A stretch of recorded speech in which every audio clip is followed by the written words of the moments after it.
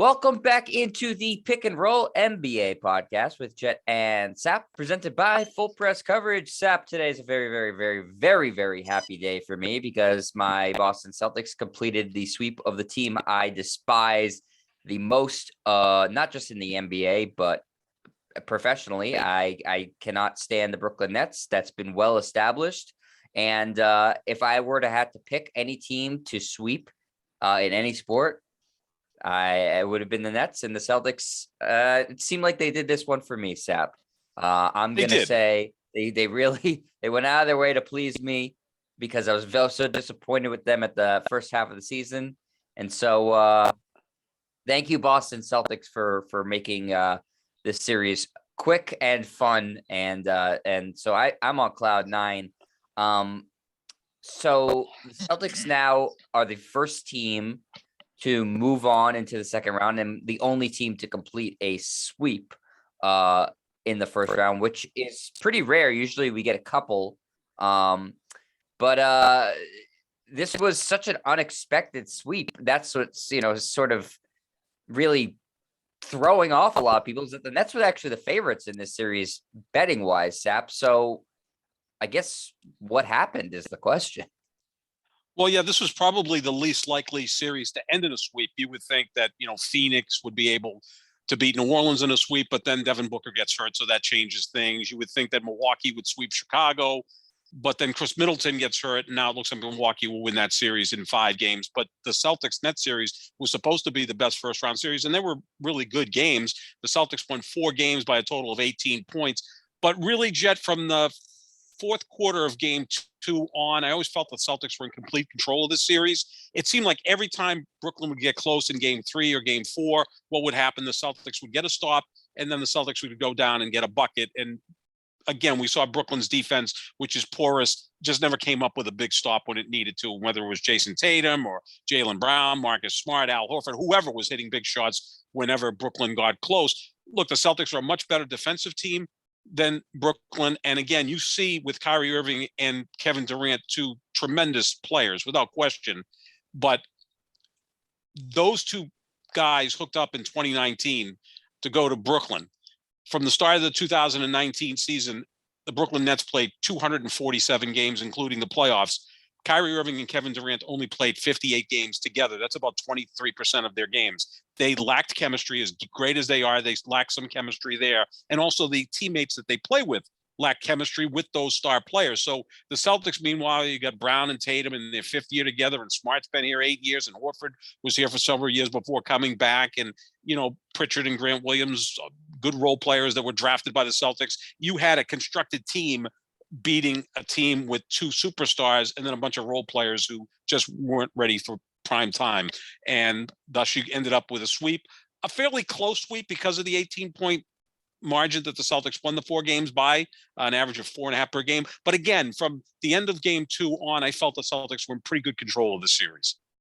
Yeah, I like what you're saying about the constructed team, because I think that makes a lot of sense, Sap, especially if you look at the teams that are having success right now in the Eastern Conference. Miami's up 3 games to 1. They're obviously a very well constructed team, carefully constructed team, as they typically are, because Pat Riley knows what he's doing there. The Bucks are up 3 games to 1. They won the title last year. We know they're a well constructed team. And then a team like the Sixers, who aren't super well constructed, they have no bench. They got James Harden midway through the season. They are maybe struggling more than people expected them to. It's 3-2 in that series. We know Doc Rivers has a hard time putting series away. And so, I think there's something to that, Sap, of, okay, we're going to have chemistry. We're going to be well constructed. We're going to know what we're doing here. And I think that really starts to matter a lot in the postseason. I think the best way to do it is draft well, but then add superstars. Do both of those things. And that's when you end up with a really good title contending team. That's kind of what Miami's done, right? You draft well with Tyler Hero and with Bam, but then you go out and sign free agents like Jimmy Butler and Kyle Lowry. So you put them all together, and again, it's a well-constructed And team. it's not guys, Sep, that you're just saying, oh, look at this shiny guy. It's a guy that Exactly. will fit into your system. We It know will Kyle fit in. Lowry and Jimmy Butler are perfect pieces for the way that the Nets play. But like teams like the Knicks, who just like look at, oh, we have money to spend, we're going to spend it on this guy, and it doesn't necessarily work. You know, yes, adding stars is great if you can do it, but you also need to add stars with purpose. You need to make sure that they're going to come in and they'll fit in well. Another example of that is you can do it through the trade market too. Like Milwaukee added Drew Holiday last year, and you know that's a big reason they won the title because he fit perfectly on the team. Right. So, Yeah. Sorry, go ahead. Yeah, Seth. draft well. Obviously, the Celtics drafted well with Jaylen Brown the Celtics drafted well with Jayson Tatum, Jaylen Brown, Peyton Pritchard, Grant Williams, and Rob Williams were later first-round picks, and they've done really well. Unfortunately, Danny Ainge wasn't able to hit on Aaron Nesmith and Romeo Langford. If he'd been able to nail those picks, just think about how much deeper this team would be. But and then you bring back Horford after he was here as a free agent.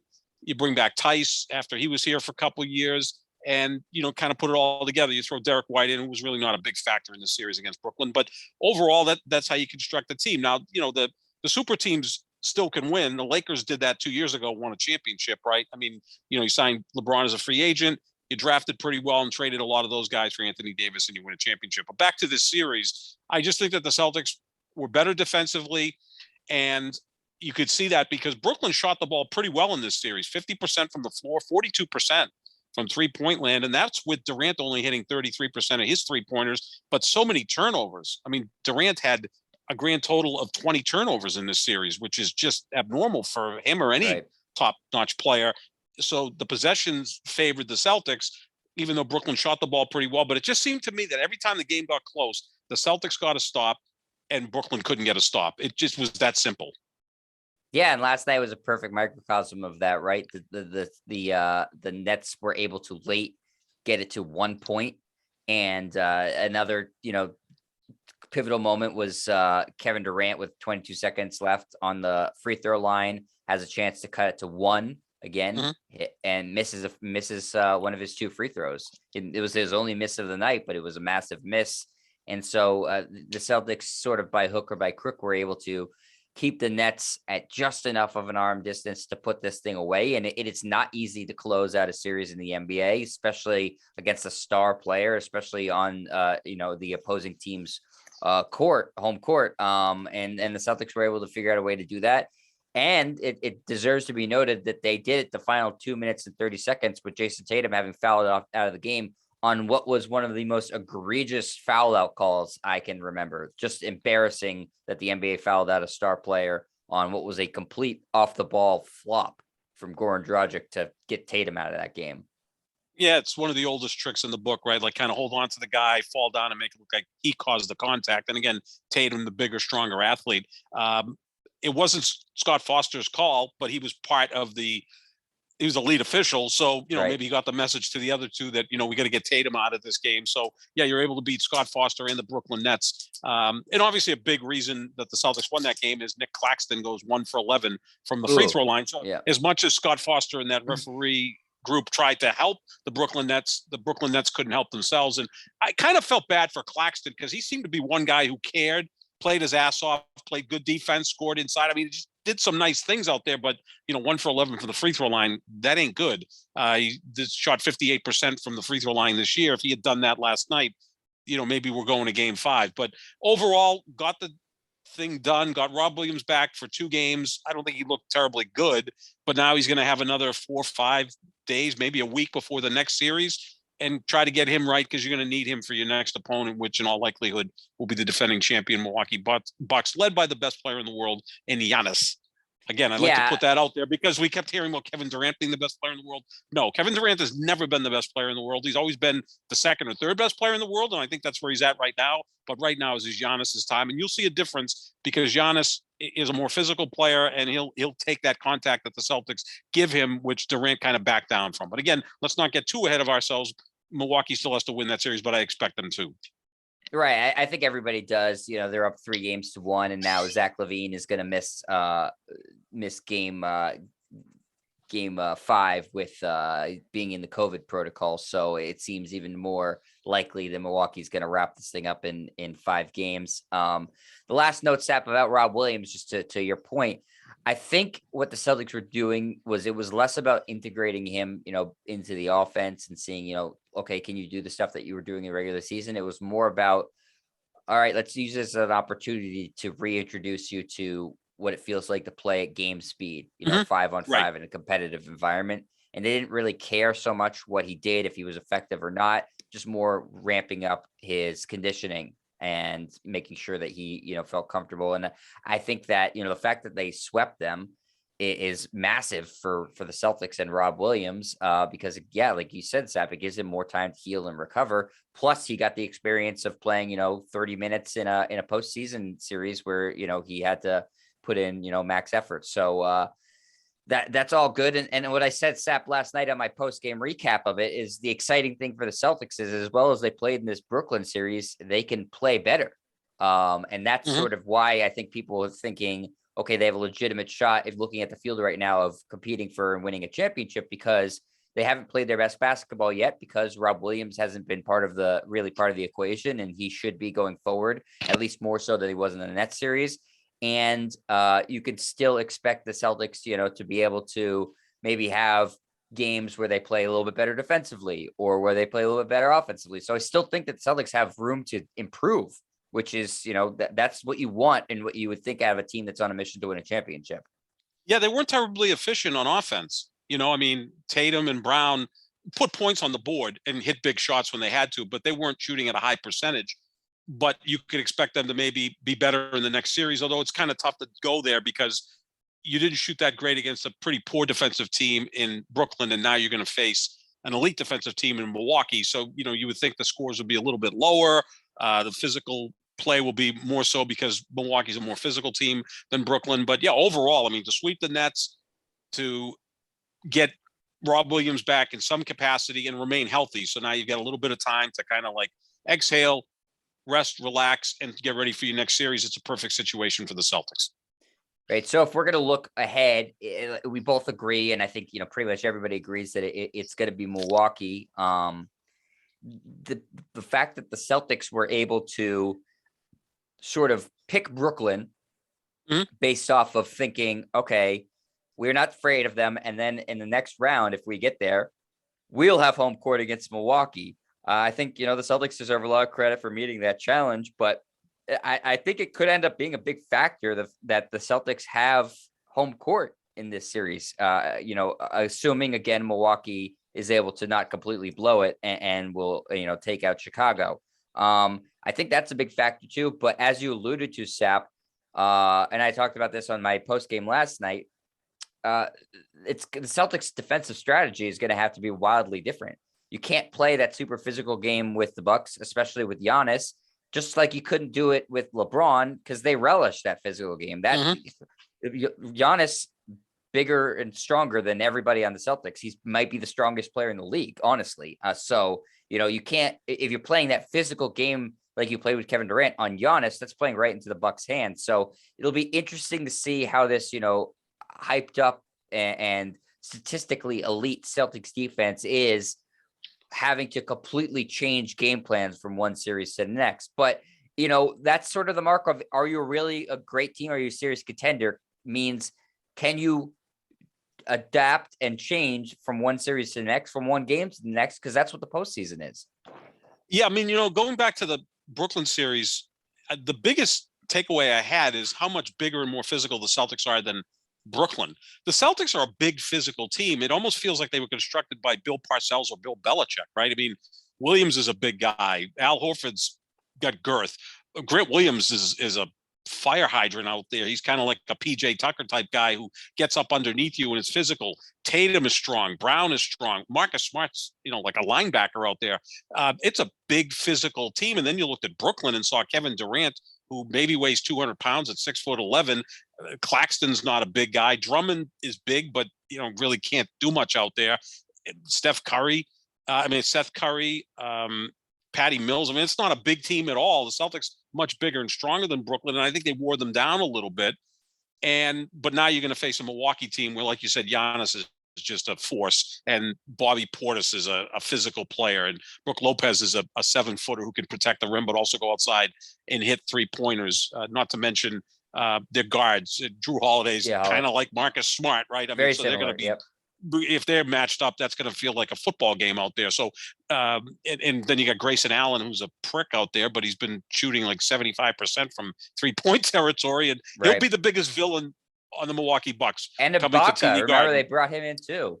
Another big guy who's got championship DNA. And again, you look at this Milwaukee team, the Celtics can have home court advantage, but Milwaukee was able to win Game 7 in Brooklyn last year in overtime in the second round. And then they won a huge Game 5 in Phoenix to take control of that series in the finals. So they're obviously able to go on the road and win. And the Celtics have played great on the road. I mean, you look at since the middle of January, the Celtics are 37-10.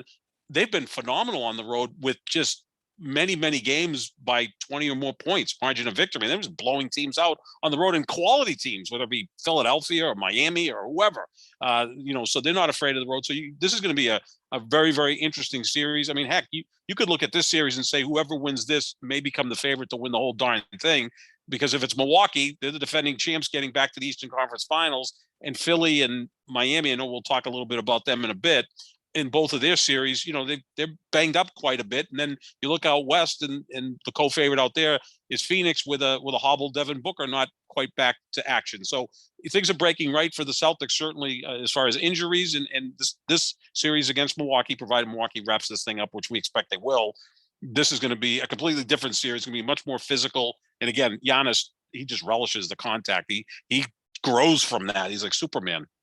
Sure, and I think we'll do a more of an in-depth breakdown when the series gets confirmed. After the Bucks take care of business, whether that be tomorrow or Game 6. I think that they're going to just wrap it up in 5. But we can look more closely at, all right, when are the games?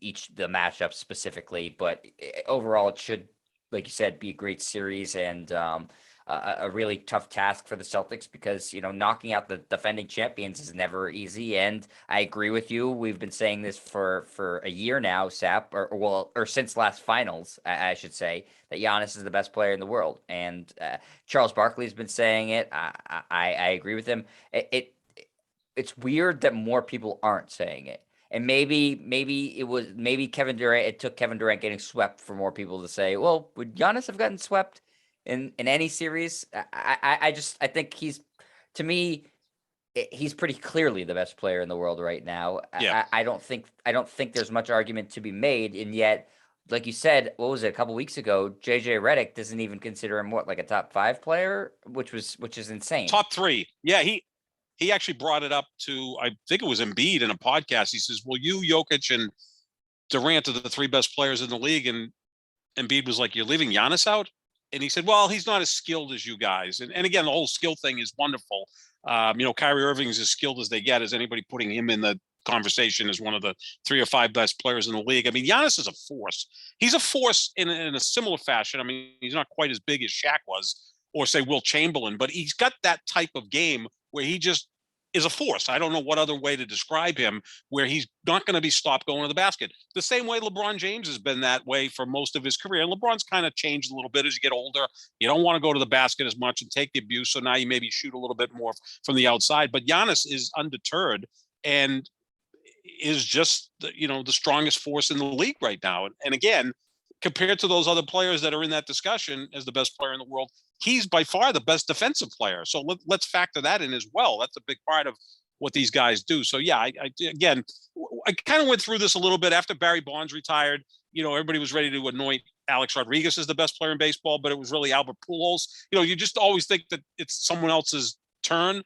Well, Kevin Durant may go down as the greatest player who was never the greatest player in the league. That type of kind of backward compliment, I guess, like an all-time great, but was never quite the number 1 player. But Giannis is the guy right now. He's got that championship ring to show us, and it was based on him and him carrying a good, not a great team. Whereas Durant won 2 titles when he was there, dropped into the best team in basketball. So there's a different context to that.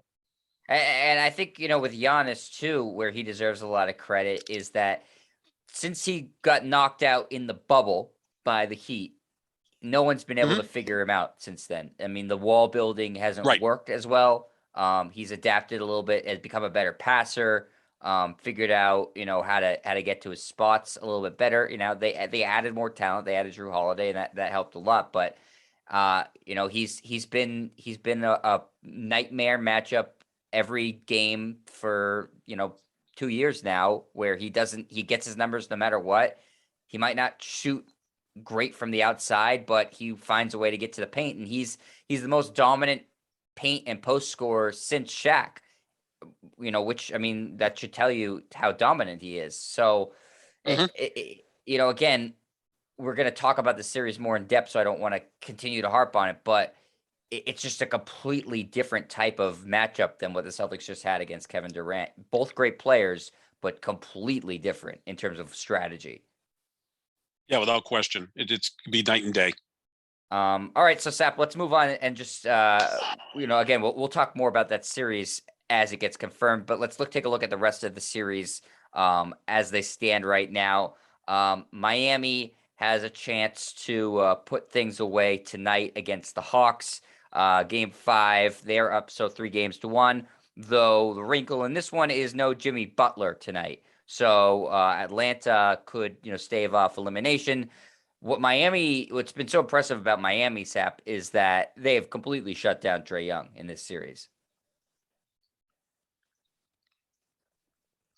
Hmm. Yeah, Trae Young's the key guy. You cut the head of the snake off, and the snake will die. That's the approach against Atlanta. And I think with Jimmy Butler out with right knee soreness, you got Kyle Lowry out. I mean, those are your two best players. A lot more will fall on Bam and also Tyler Hero, and maybe Bam's the second best player on the team. They're an ensemble, probably more than any of the elite teams. They really are an ensemble, right? Because you got Butler, Lowry, Bam, Hero. I mean, these four guys are Yeah, all outstanding. They're the 03-04 Pistons. Is that a good Yeah, comparison? exactly. Yeah, I mean, and Butler someday could be a Hall of Famer. Lowry, maybe. I mean, everybody makes the Basketball Hall of Fame, but yeah, I mean, Ben Wallace did make the Hall of Fame from that Pistons, but yeah, they don't have like a top 10 player. I mean, we could have a discussion if Jimmy Butler's a top 10 player. I think he's probably just on the outside of that because he's not really an elite shooter. He does everything else really well, and he's a competitive guy and plays excellent defense. But yeah, they're really an ensemble of players that understand their role and do it. So, obviously they want to get this thing wrapped up because who the hell knows what's going to happen with Philly and Toronto going forward. And if Miami can get a little extra rest before the next series, get Butler and Lowry a little bit healthier, they'll be that much stronger for that. Yeah. So I mean, Atlanta, I guess could win tonight because no Butler, and scoring is never the easiest for the Heat. Though they have gone, they've had a couple of high scoring games in this series, but sometimes they do struggle to score the basketball, and without Jimmy Butler, it's certainly possible. But I think the Heat are going to be able to. The Hawks aren't coming back from this, so we expect the Heat to move on. We talked about the No. Bulls and the Bucks. Philadelphia, Toronto has become really interesting, Sap, because of the whole Doc Rivers angle and the fact that just Philadelphia doesn't seem right. I mean, they looked so great in the first game, and then since they look pretty good in the second game, and then they just look weird to me. I don't know what to make of them, Sap. Well, I mean, they're not very deep, right? So if any of their No, their top bench is players, terrible. Their bench is well, awful. yeah, I mean, if Embiid has an off night, what the hell are they supposed to do? And now he's playing with a thumb injury that's going to impact him. I mean, it's going to impact his shooting, obviously. And that's a type of injury that it's not going to be right till the offseason because every time you go out there, someone's going to follow you in that area knowing that that's an injury. Harden seems to be aging in dog years. Tyrese Maxey's really good, but Matisse Thybulle can't play in Toronto. And they're just not very deep. And look, I love Doc Rivers. I mean, Doc Rivers was one of my favorite players in the 80s because when I was covering the league, you'd go into the opposing locker room at TD Garden or back then the Boston Garden, and Doc Rivers was one of the best interviews in the league. Win or lose, he was at his locker, would answer all the questions. Love Doc Rivers. Here's a guy who's, as a head coach, blown 3-3-1 leads in the playoffs, 3-3-2 leads in the playoffs. That's 6 series where he had a chance to win, and in those knockout games, he's 0-15. I mean, just That's think really about bad. that. That's as bad as Nick Really Claxton at the bad. foul line, Yeah. right? That, I mean, really, 3-3-1 series, 3-3-2 series. So in potential series clinching games, he's 0-15 in those 6 series. And now this series is up 3-0. He's 0-2 in that. So now he's 0-17 in that situation. And again, he's kind of the Kyle Shanahan of the NBA. I mean, Shanahan had a huge lead in the Super Bowl as an offensive coordinator, lost, had a 10-point lead in the fourth quarter of a Super Bowl as a head coach, lost, had a 10-point lead in the NFC Championship game in the fourth quarter, lost. So, Doc Rivers and Kyle Shanahan, there's a connection there. And again, I love Doc Rivers, but this team just always feels like it's on the verge of imploding. And then playing in that city, I'm sure talk radio today in Philadelphia is very measured in, understanding of what the Sixers are going through. Sure, they're very, very, calm and measured. I think not. So look, Toronto is like the complete opposite, right? They're such a well-constructed team. It seems like every guy on that team is 6'9" and can do everything on a basketball court. Could they come back and win this? It's never been done at 3-0, but with Doc Rivers involved in a well-coached, versatile Toronto team, now that you're going up to Toronto where Tybalt can't play because he's not vaccinated, I would not be shocked if Toronto wins game 6, forces game 7, and then the pressure would be totally on Philadelphia. Right. The fact that in game 5, Sap, Philadelphia only was able to muster 88 points at home in a closeout game. Like, what the hell? And this isn't a Raptors team at full strength. Scotty Barnes is out there on kind of duct tape. So I don't know what the hell. Something's wrong with this Philadelphia team. Do they, Sap, you've been around basketball teams for a long time. Are they thinking about this, the Doc Rivers angle? I know Doc must be thinking about it, but is the team thinking about it?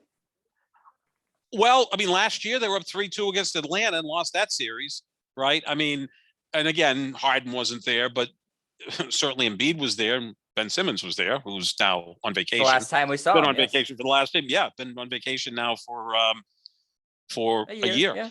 Yeah. I mean, so you kind of look at it and say there's something wrong there. It hasn't necessarily worked with Harden. I thought it would. It looked good at the beginning, and then it's gotten worse.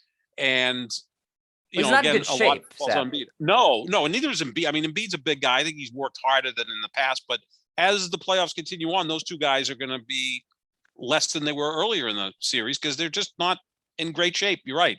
Now you're going to see Giannis and Jayson Tatum in the next round. You got two guys that look like they could run all day. They're thoroughbreds, right? They're in great shape and they're committed to their craft. So I'm sure again in Philadelphia, which is more negative than Boston and New York. I mean, this is going to be the topic on sports talk radio on both sports stations in Philadelphia about how the 76ers are going to blow this thing. And then at that point, Doc's going to be gone. Maybe he'll be coaching the Lakers next year. And, who maybe Jay Wright decides to coach in the NBA after leaving Villanova. Who the hell knows? But there's a lot of pressure on Philadelphia to get through this. And then I think, if they somehow get through this series, then they play Miami. We'll see how healthy Miami is. But this thing's opening up for the Celtics in the East because they're the healthiest of the teams now that Rob Williams is back. They're going to have plenty of rest to go into the next series. They're going to have home court advantage in the next series. And then, they would play, in theory, a Miami team that even if Butler and Kyle Lowry are back, there's some question there. Those are two older guys. Things are opening up for the Celtics for sure. Yeah, we don't know what the status for Chris Middleton's going to be like for Milwaukee. Should they advance to the next round? He could be available. He could not be available. It seems unclear at this point. But yeah, Celtics went into the postseason missing a key piece, and now they're through the first round and they're getting that piece back. So yeah, the health is right. We talked about this. We've been doing the show for 2 years. We've talked about this virtually, at some point, almost every episode. Health is paramount in the postseason, and you need to catch breaks. There's no team that's won a title that hasn't caught some sort of break by them being healthy and the team that they played being unhealthy. That's just how it goes. Sure. And so, yeah, it's breaking well for the Celtics right now.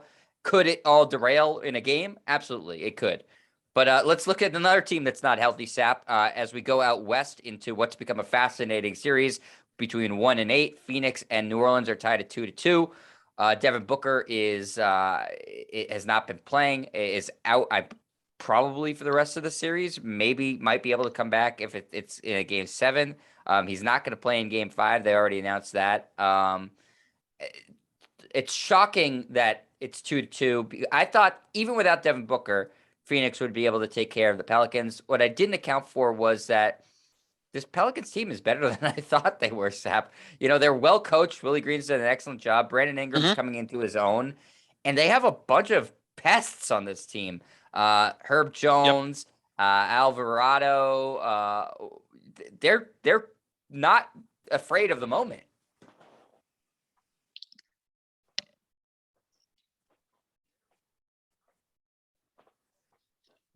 No, they got off to a horrible start this year. Weren't they 1-13 at one point? And you Yeah, knew one of Zion 13. probably wasn't coming back.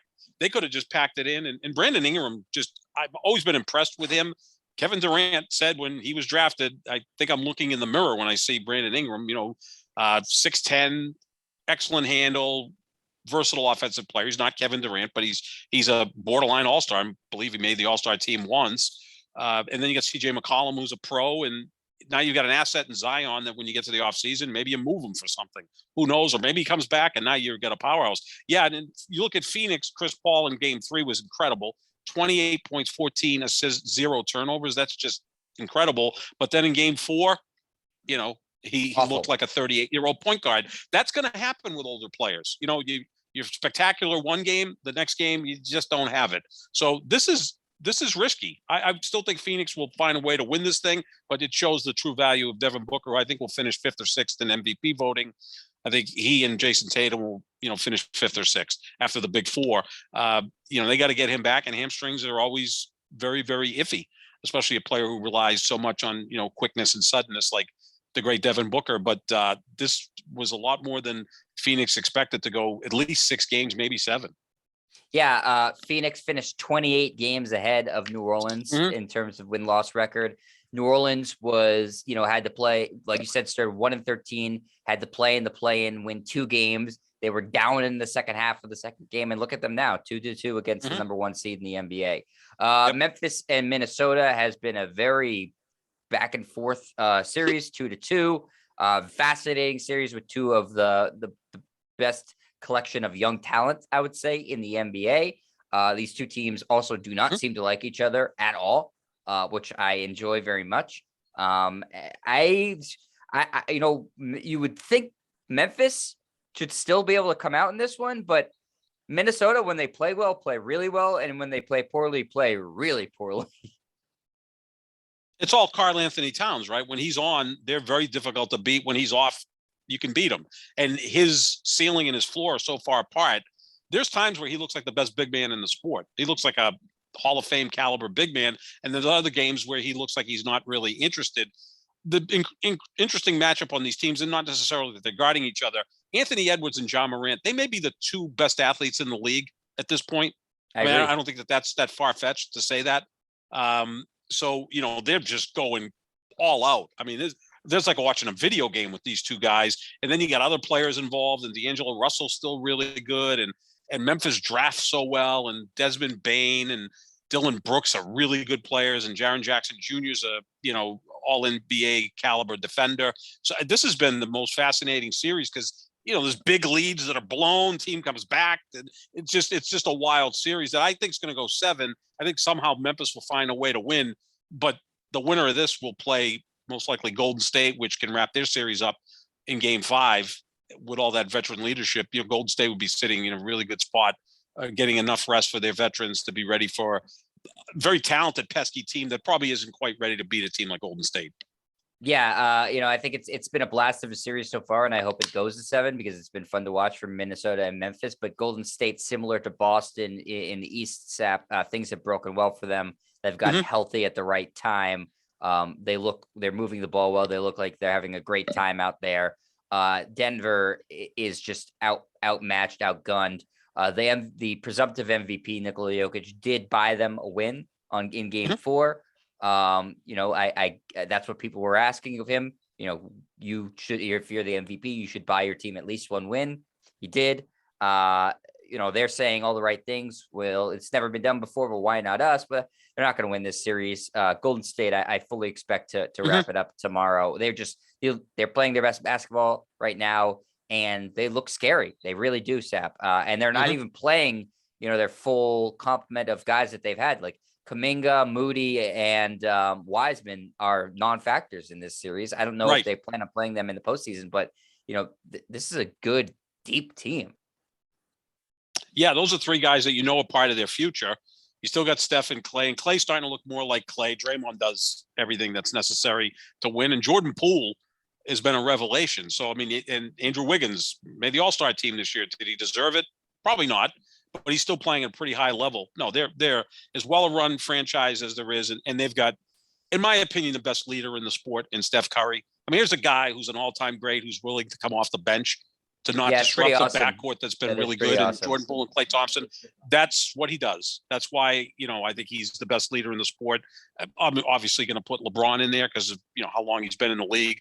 But that guy is he's easy to root for, Steph, because that's what a leader does. And to come off the bench and be productive like he is, he doesn't care what his role is. He just knows that at the end of the game, he's going to make big shots.